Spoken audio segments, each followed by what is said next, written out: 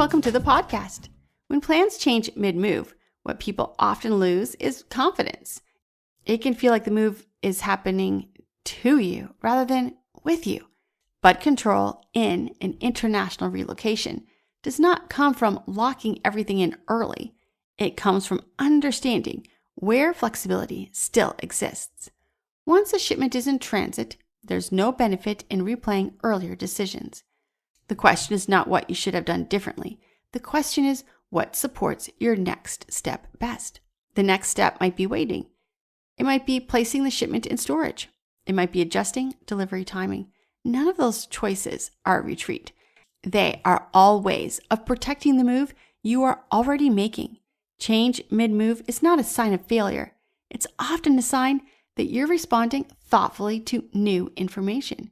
If you're unsure which option makes sense now, that uncertainty is usually a signal to talk it through rather than decide alone. So give us a call, 844-651-7050.